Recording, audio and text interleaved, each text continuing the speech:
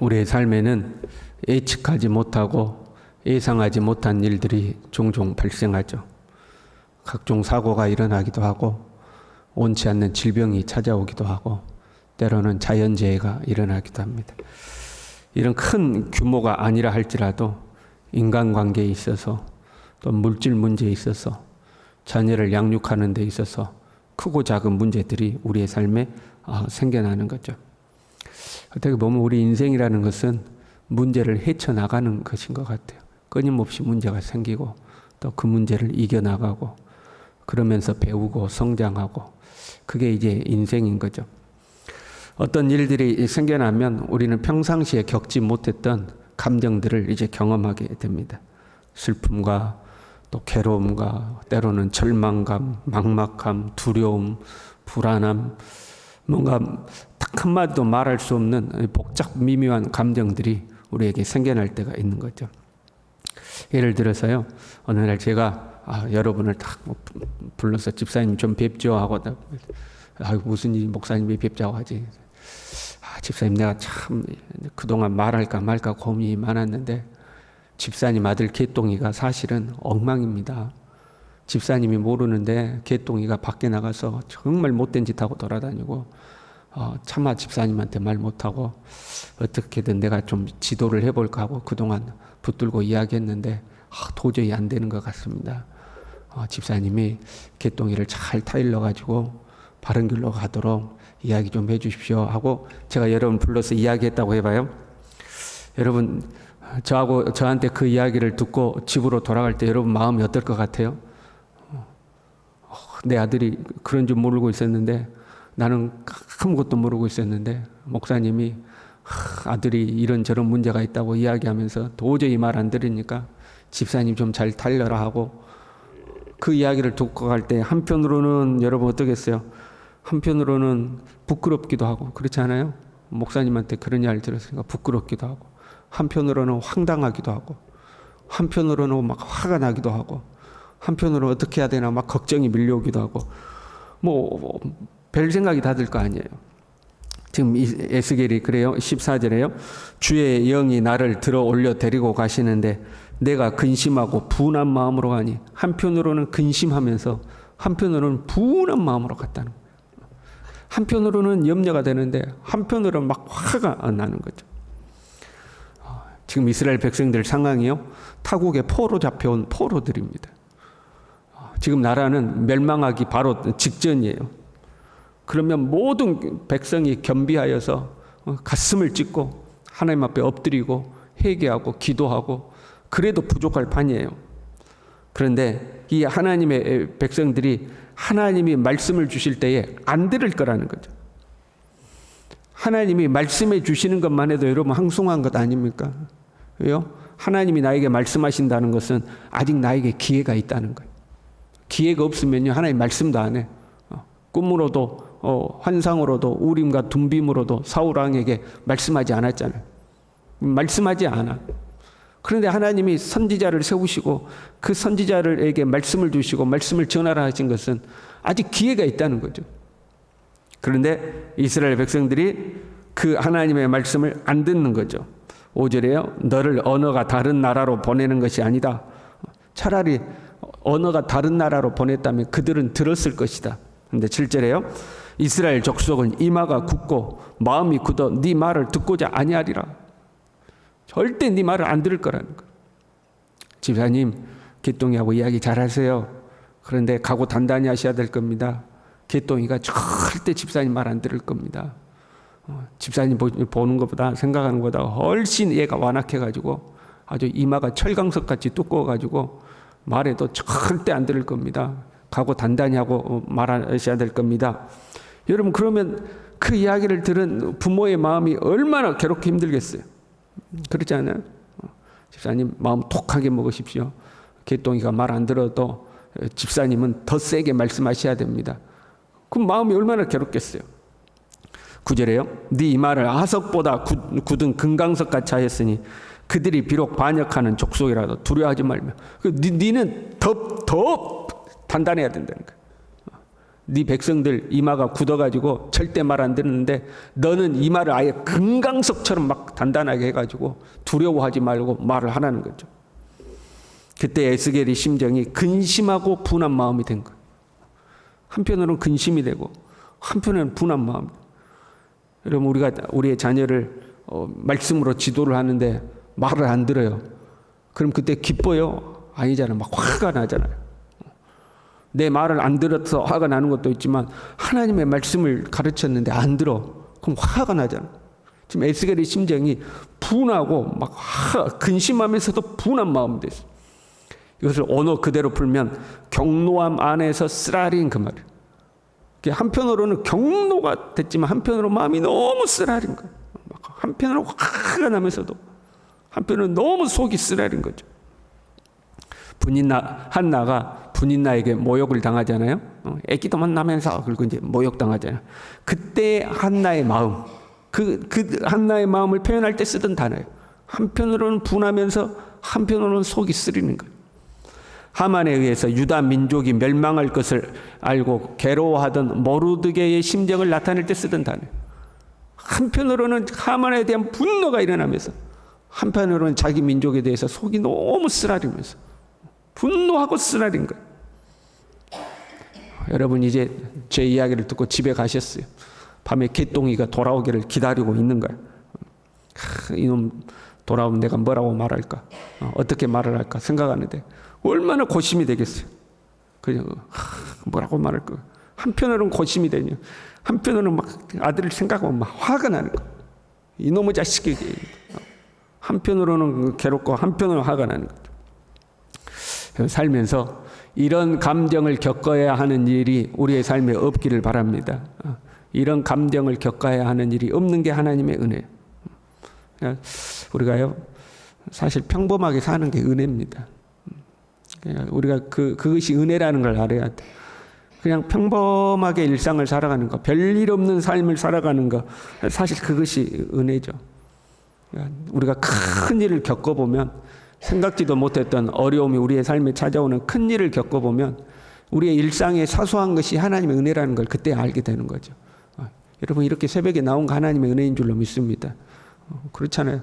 어디 아파 누워있으면 나오고 싶어도 못 나오는 거거든요. 그냥 이렇게 사는 것이 하나님의 은혜인 거예요.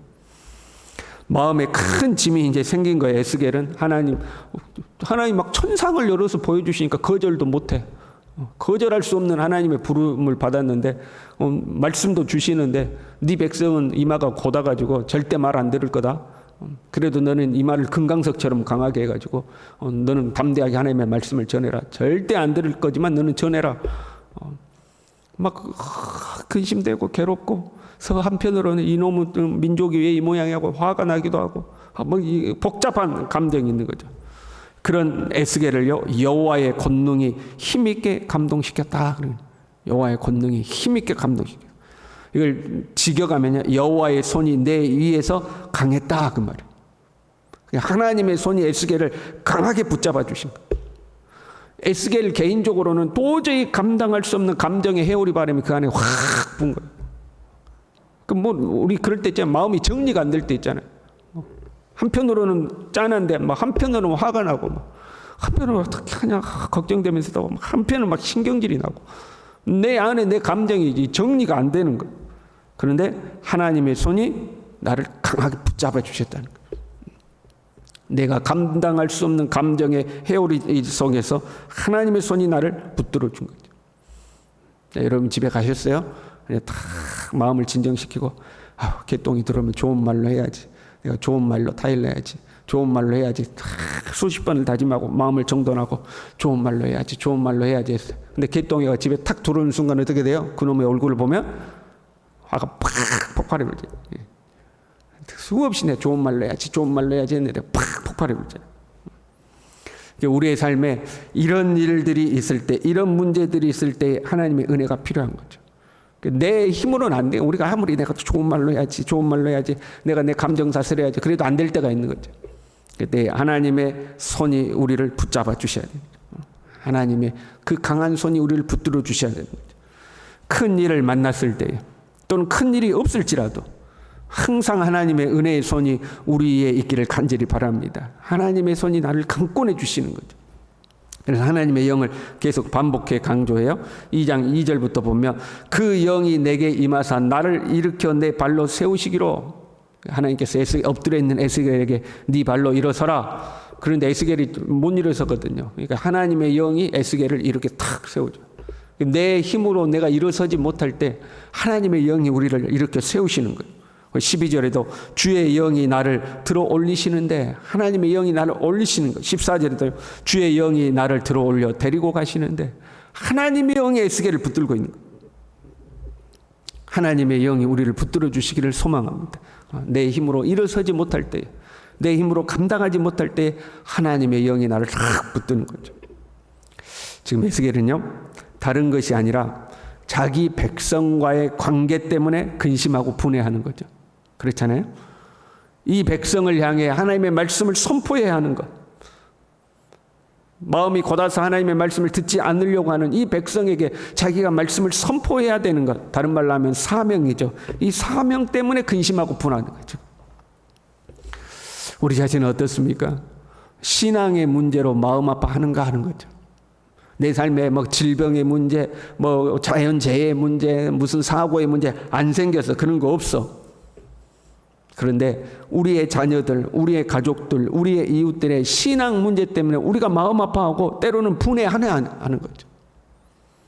돈 문제 때문에 걱정하고, 건강 문제 때문에 걱정하고, 자녀들 취업하는 것 때문에 걱정하고, 시집 장가 가는 것 때문에 걱정하고, 이런 문제 때문에 고민하는 거 말고, 이들이 하나님의 말씀대로 안 사는 것 때문에, 신앙생활을 하지 않는 것 때문에, 아무리 주님의 말씀을 전해도 그 말씀에 순종하지 않은 것 때문에 우리가 한편으로는 분노하고 한편으로는 마음 아파하고, 우리 애가 어떻게 되려고 저런 거, 말씀대로 살아야 될 텐데 한편으로는 근심이 되고 한편으로는 성질나고, 우리에게 그런 마음이 있냐 이 말이죠.